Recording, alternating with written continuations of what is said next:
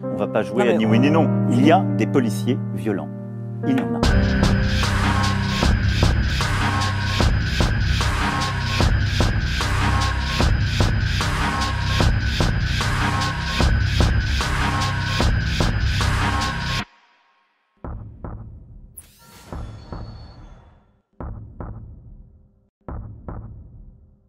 Samedi 5 décembre, le mot d'ordre dans la rue était double, le retrait de la proposition de loi sécurité globale et la lutte contre la précarité. La loi sécurité globale, il n'y a pas que l'article 24.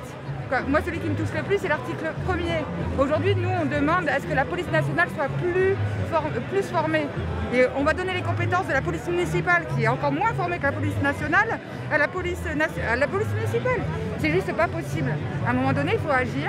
Si on veut continuer à militer, si les syndicats veulent continuer à venir avec leurs ballons, il faut lutter contre cette loi. Sont coutumiers des manipulations légales ou législatives. Il est possible que cet article 24 s'intègre dans l'article 25 de la loi séparatisme, ce qui nous donnera l'occasion d'aller lutter contre cette loi qui est aussi liberticide, qui porte les germes d'un racisme d'État, puisqu'elle cible véritablement les musulmans, mais pas que. Elle pourra cibler toutes les congrégations religieuses. L'arc de force de cette coordination, il est extrêmement large. Extrêmement large. Ça va des organisations professionnelles, de journalistes, de réalisateurs, aux associations, syndicats, collectifs de victimes de violences policières, gilets jaunes, etc.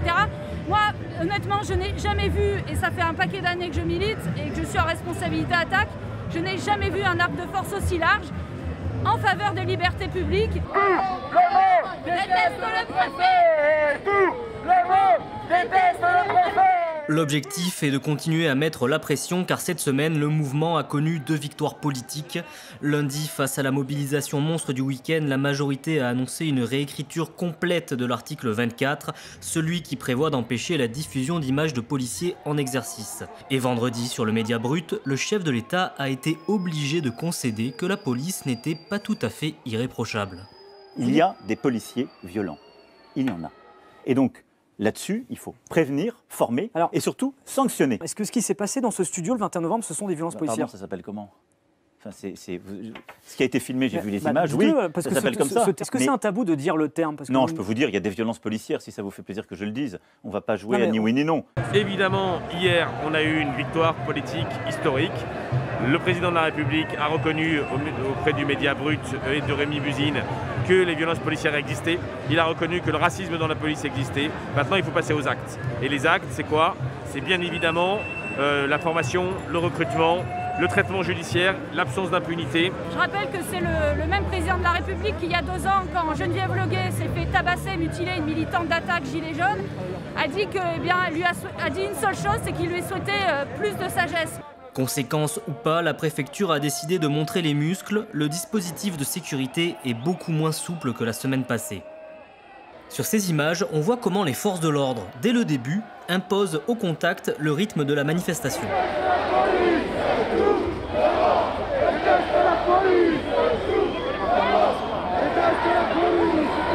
De part et d'autre, des cordons de fonctionnaires complètent cette nasse mobile. Les tensions sont immédiates. La tête du cortège est compactée et les forces de l'ordre refusent parfois d'avancer sans raison apparente. Les policiers font l'objet de jets de projectiles et ceux-ci ripostent. La situation dégénère définitivement au niveau de la station Saint-Fargeau. Les nuages de lacrymogènes envahissent la rue. Une barricade s'élève et un feu démarre près de ce chantier.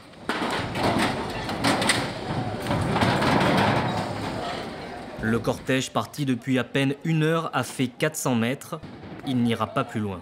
Les forces de l'ordre décident de couper la manifestation en 2, mais ils doivent parfois battre en retraite.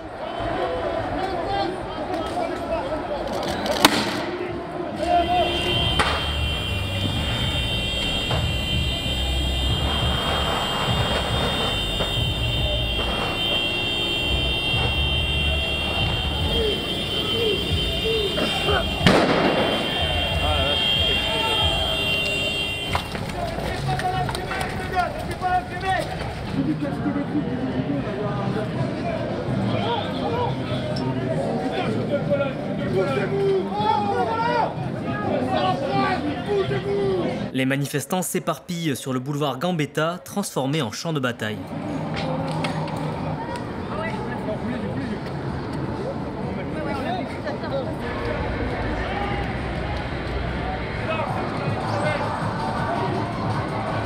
Les dégâts sont importants dans le quartier. Plusieurs agences bancaires et immobilières sont saccagées.